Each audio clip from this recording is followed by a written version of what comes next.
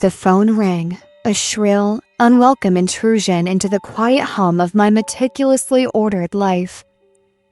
It was my brother, Mark, his voice tight with a familiar strain I hadn't heard in years. "She called," he said, no further explanation needed.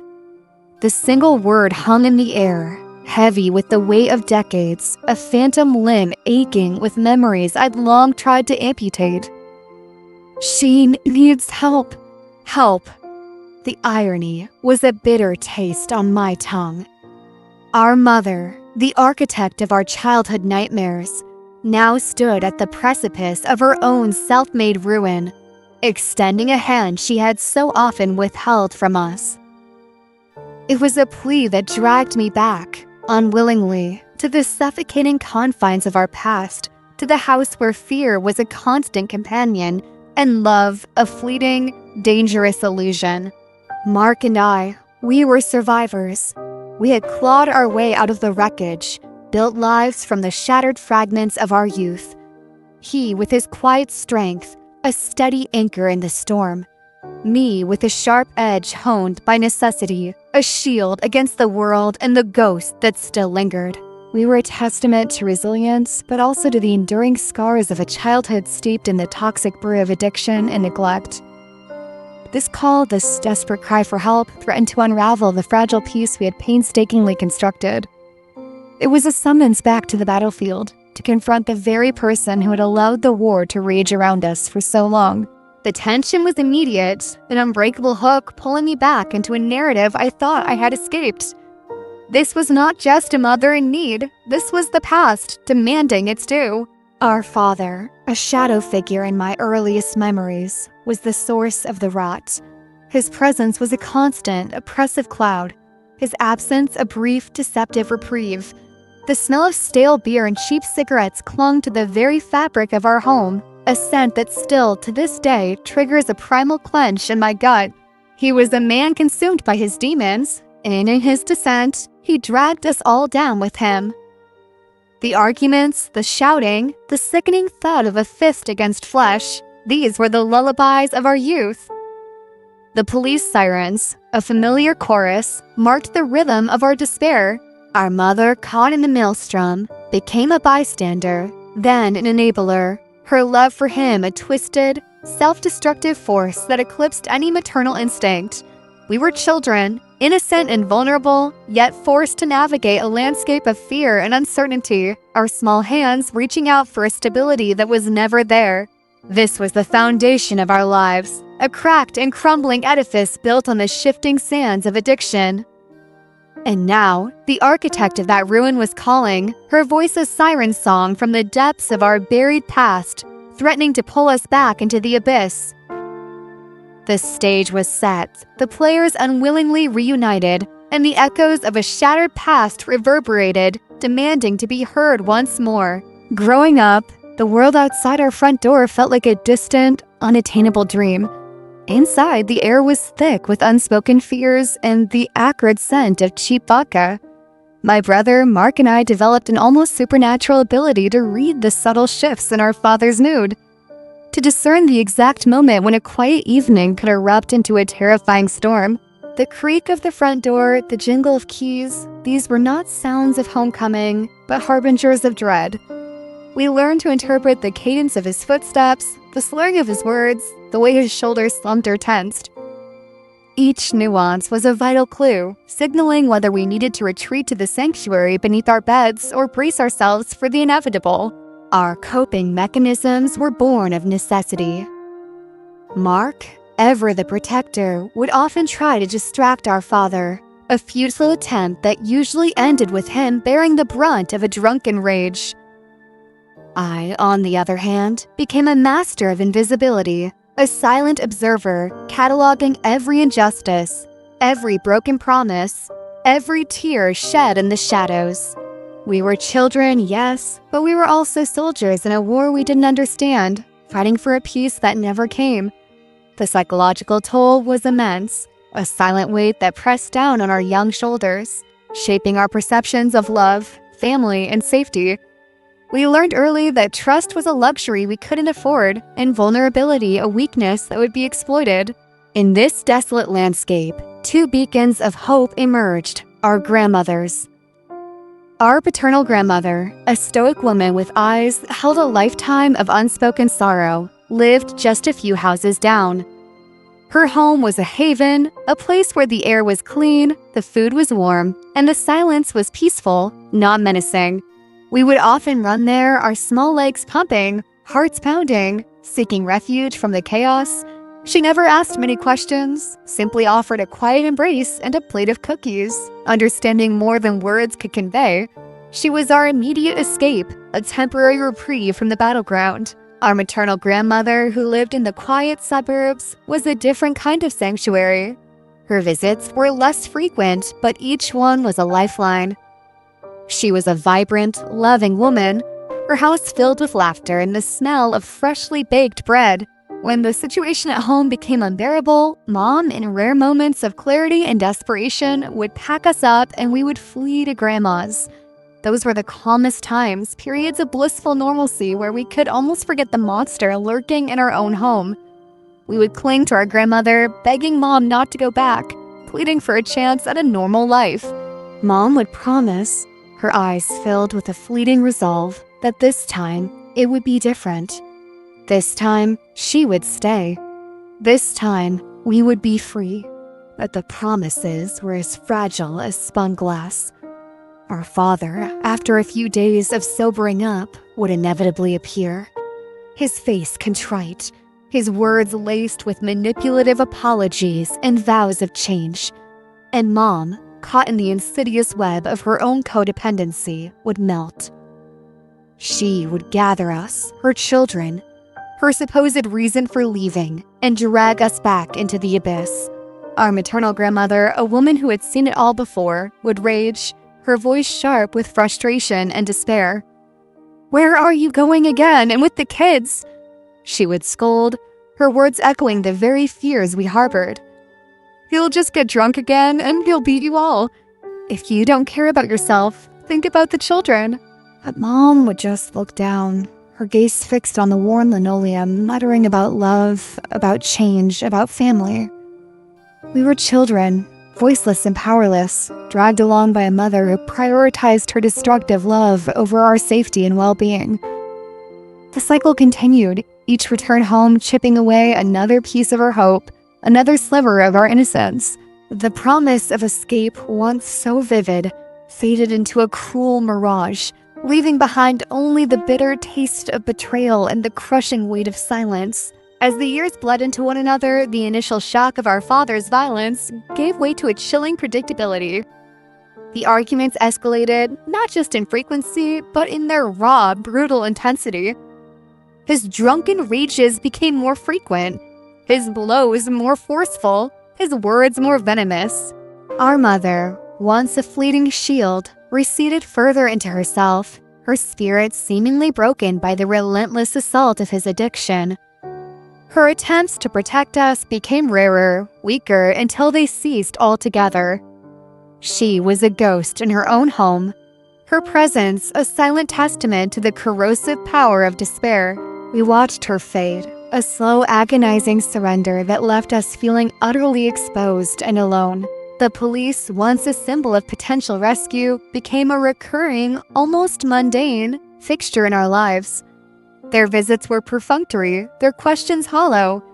They would take down statements, offer empty assurances, and then leave, only for the cycle to begin anew. It was a cruel charade, a performance of justice that never delivered. We learned that the system, much like our mother, was incapable of truly protecting us. This realization was a bitter pill, hardening our young hearts and forging a cynical armor around our souls. We understood with a clarity far beyond our years that if we were to survive, we had to rely on ourselves. This period marked a profound transformation in both Mark and me. The innocent children who once hid under beds, weeping in terror, were replaced by wary, watchful adolescents. We stopped crying. We stopped hoping. Instead, we developed a keen sense of self-preservation, a silent pact to endure. We still tried to intervene, to step between our father and our mother, but these efforts were less about protection and more about a desperate primal need to assert some control, however fleeting, over our chaotic lives.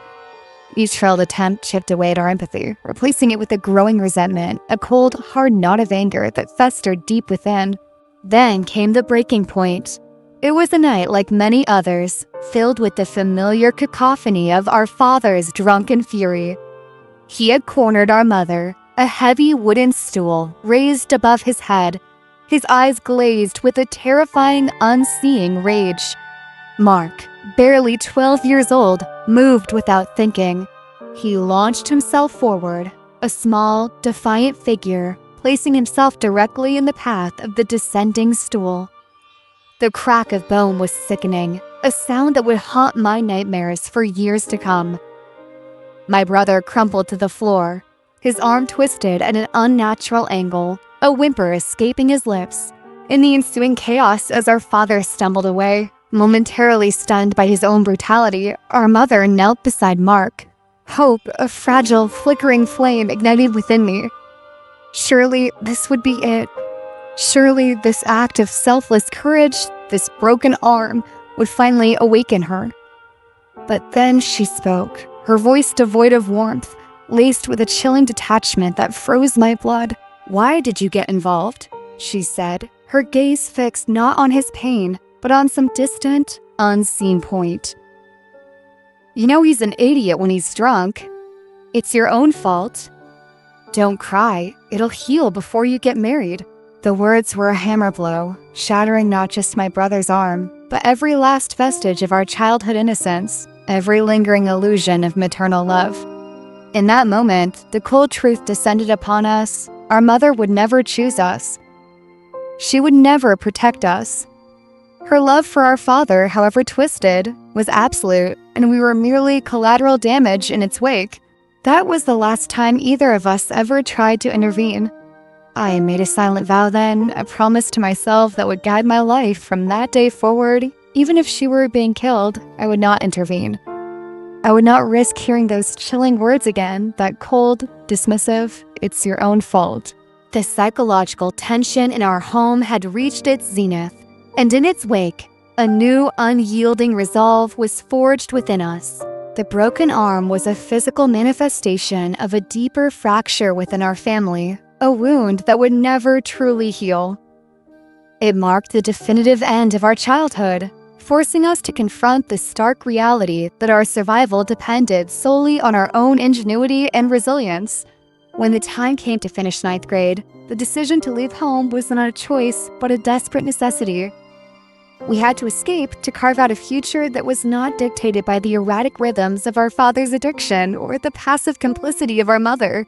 Our grandmothers, bless their weary souls, were the only ones who truly saw us, who understood the silent screams trapped within our young hearts. Our mother, lost in her own self-made purgatory, barely registered our departure. She lived by a schedule that revolved around her husband's unpredictable moods, a schedule from which we had, thankfully, fallen out. But our grandmas, they stepped into the void, becoming the anchors we so desperately needed. They pooled their meager resources, offering us not just financial aid and groceries, but a lifeline of unwavering love and support. They bought us clothes, ensured we had school supplies, and most importantly, arranged for us to have spots in a dorm. It wasn't the college dorm we dreamed of, but a small, functional room at a factory complex. Yet, to us, it was a palace, a sanctuary, a world away from the suffocating toxicity of our childhood home. It was a place where we could finally breathe, where the air didn't reek of stale alcohol and fear. Then, the universe delivered another cruel blow. Our maternal grandmother, the vibrant, loving woman who had been our rock, was diagnosed with advanced cancer. The news was devastating, a fresh wound on already scarred hearts. There was no hope for surgery, no chance of recovery. In her final days, with a strength that defied her failing body, she made a decision that would forever alter the course of our lives. She sold her small, beloved house, the very place that had offered us so much solace. With the proceeds, she bought Mark and me a studio apartment. We were both 18 by then, legally adults, and we handled the property ownership ourselves, a symbolic act of independence forged in the crucible of loss. It was her last, most profound act of love, a desperate attempt to ensure we had a foundation, a place to call our own, free from the shadows of our past. She moved in with her older sister, her body ravaged by the disease, and passed away quickly, leaving behind a gaping hole in our lives, one of the first truly painful losses that marked our transition into adulthood. Our mother's reaction to this act of profound generosity was a bitter testament to her warped priorities. When she learned from her sister about the apartment, she didn't express joy or relief for her children. Instead, she called, her voice dripping with thinly veiled resentment, attempting to shame us. She spoke of her and Dad's hard times, implying that we, as adults, should be helping them, not receiving gifts. The irony was a sharp, cutting blade. She, who had stood by while we suffered, now felt entitled to the fruits of our grandmother's sacrifice. What our circumstances were, the struggles we faced building lives from scratch, apparently held no interest for her. This conversation, more than any other, solidified the chasm between us. It was a final, undeniable confirmation that her capacity for empathy, for true maternal love, was irrevocably broken. The unseen hand of our past continued to unravel, but this time, we were armed with the knowledge that we were truly on our own. Our mother's reaction to this act of profound generosity was a bitter testament to her warped priorities. When she learned from her sister about the apartment, she didn't express joy or relief for her children. Instead, she called, her voice dripping with thinly veiled resentment, attempting to shame us. She spoke of her and Dad's hard times, implying that we as adults should be helping them, not receiving gifts. The irony was a sharp, cutting blade. She, who had stood by while we suffered, now felt entitled to the fruits of our grandmother's sacrifice.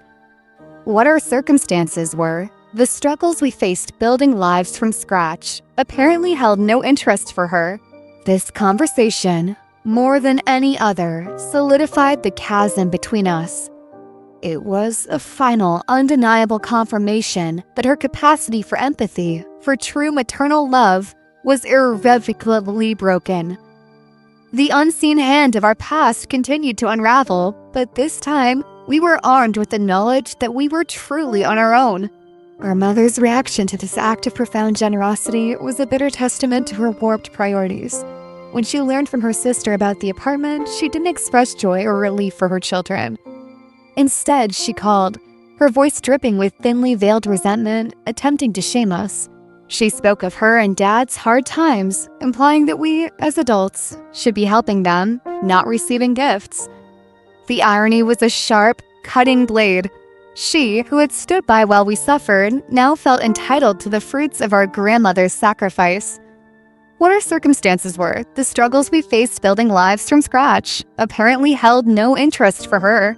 This conversation, more than any other, solidified the chasm between us. It was a final, undeniable confirmation that her capacity for empathy, for true maternal love, was irrevocably broken. The unseen hand of our past continued to unravel, but this time, we were armed with the knowledge that we were truly on our own. Our mother's reaction to this act of profound generosity was a bitter testament to her warped priorities. When she learned from her sister about the apartment, she didn't express joy or relief for her children. Instead, she called, her voice dripping with thinly veiled resentment, attempting to shame us. She spoke of her and Dad's hard times, implying that we, as adults, should be helping them, not receiving gifts. The irony was a sharp, cutting blade. She, who had stood by while we suffered, now felt entitled to the fruits of our grandmother's sacrifice.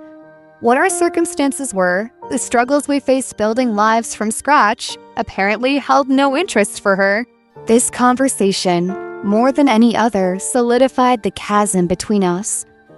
It was a final, undeniable confirmation that her capacity for empathy, for true maternal love, was irrevocably broken. The unseen hand of our past continued to unravel, but this time we were armed with the knowledge that we were truly on our own.